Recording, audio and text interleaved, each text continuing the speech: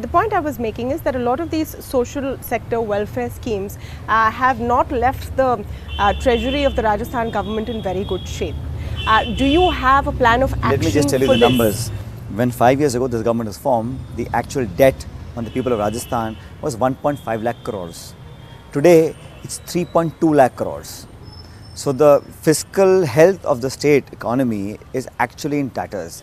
So this tall claim that we've taken Rajasthan out of the Bimaru category is absolutely false. I mean, there is not enough money in the coffers to pay government salaries. There is a couple of schemes that this government has implemented. One of them that they claim is very popular is, of course, the Bhamashah scheme. What would you want to do with this scheme if you came to power, if you were Chief Minister?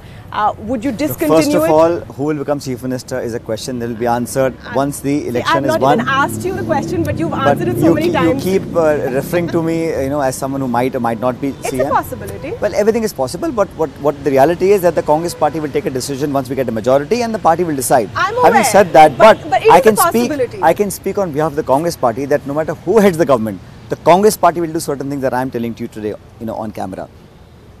The Bhamashah scheme, it's a very well publicized scheme, but it's faced with many lacunas. I'm not the kind of person who will say that because of vendetta, because the scheme was a BJP government scheme, we will close it down. It needs to be re-examined in terms of how better to implement it. There have been a lot of, there's a cartel formation now. People actually are using their Bhamashah cards to, siphon off money through hospitals, through agencies, etc. And the citizen is not really getting that benefit. And like all schemes, there is always scope for improvement.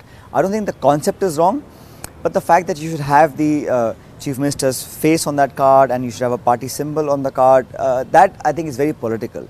We have to really think, and I'm not talking about just this government in this election, but generally, why must people issue cards to citizens which are government schemes which have a political undertone or political symbols on the cards? I think that's something we should have avoided. So no replacing the lotus with a hand.